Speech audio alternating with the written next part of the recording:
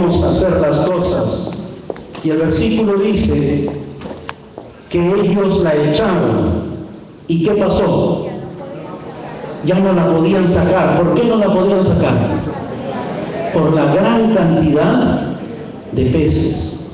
Entonces aquel discípulo que Jesús amaba dijo a Pedro: es el Señor. Y Simón Pedro, cuando oyó que era el Señor, se ciñó la ropa porque se había despojado de ella y se echó al mar. Y los otros discípulos vinieron con la barca arrastrando la red de peces, pues no distaba de tierra sino solamente 200 codos. Al descender a tierra, vieron las brasas puestas y un pez encima de ellas.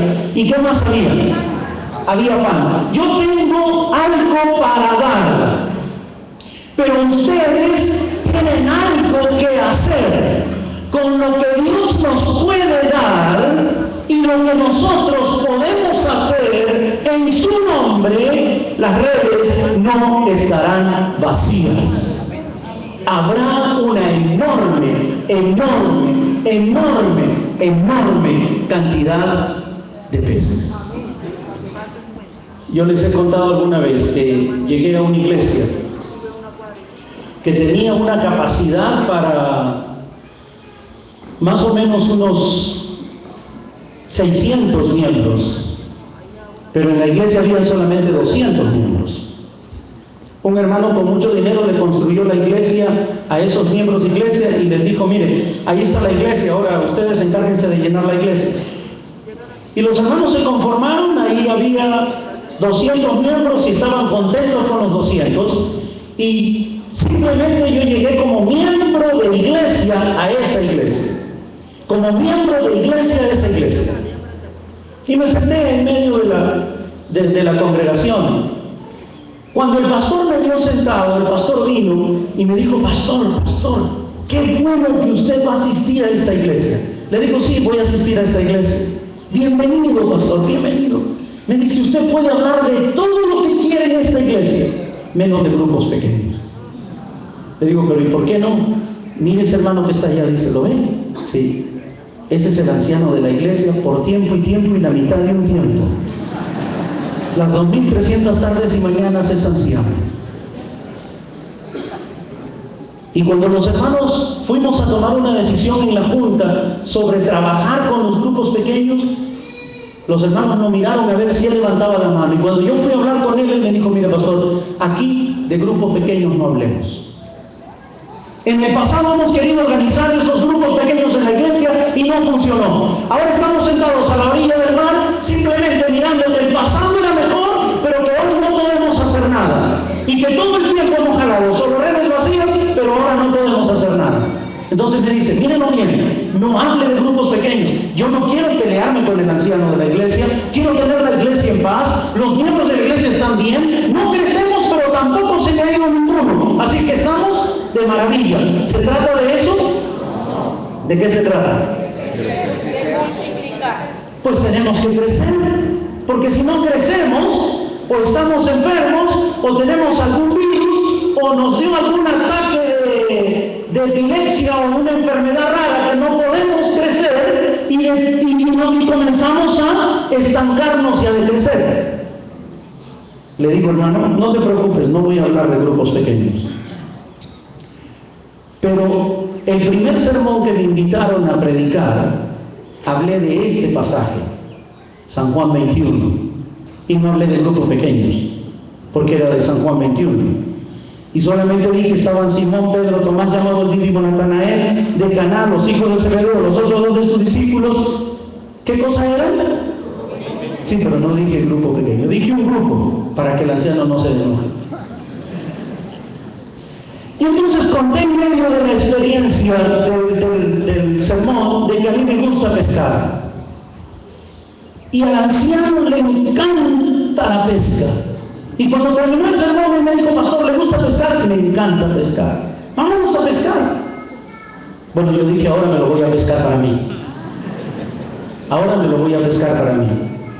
El sábado siguiente, a la puesta del sol, nos fuimos. Acampamos a la orilla de un lago bonito.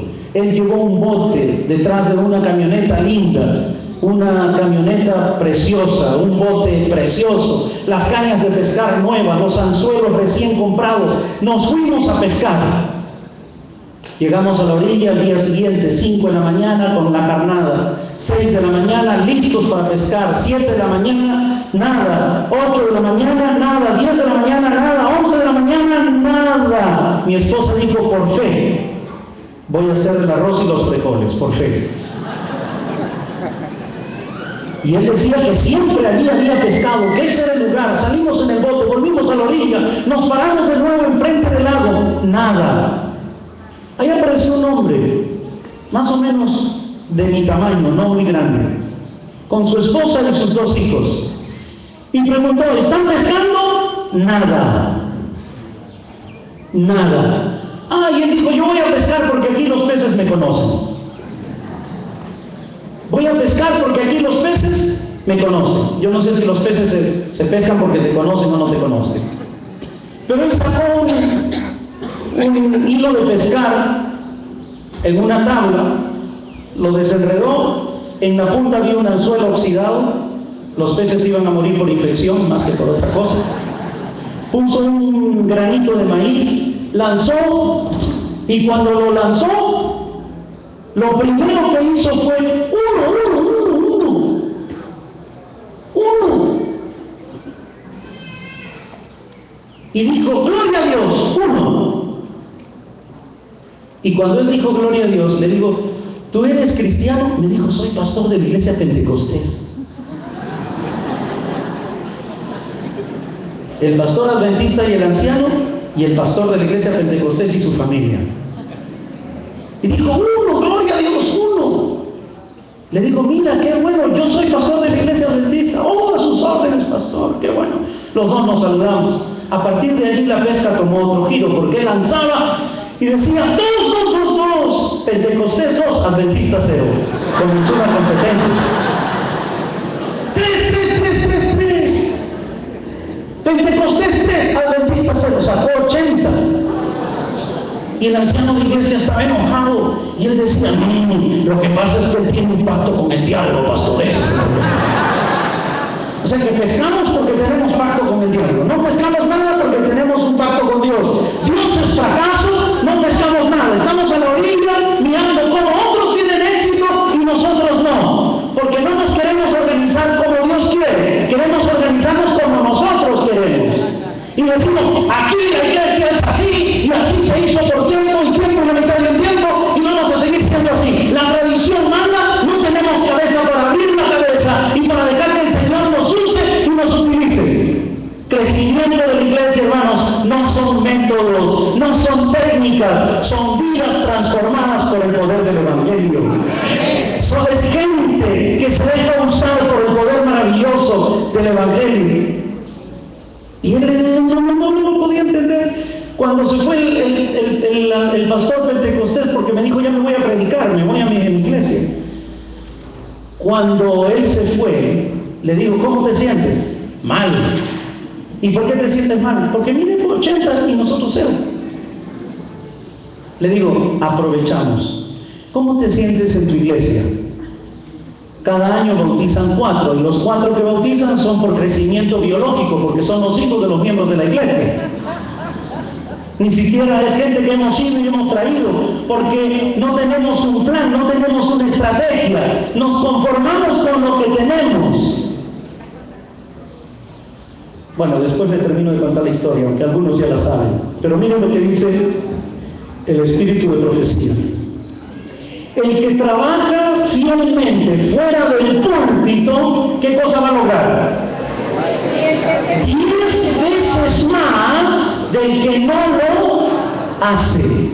El que trabaja fuera del púlpito logrará. Hermanos, no tenemos que centrar el crecimiento de la iglesia única y exclusivamente a este lugar que se llama plataforma y púlpito. Tenemos que tener la capacidad de salir de allí y poder organizar a la iglesia de tal manera que podamos tener la promesa cumplida en la iglesia 10 veces más. 10 veces más. Jesús se enteró de que los fariseos sabían que él hacía y bautizaba más discípulos que ¿quién?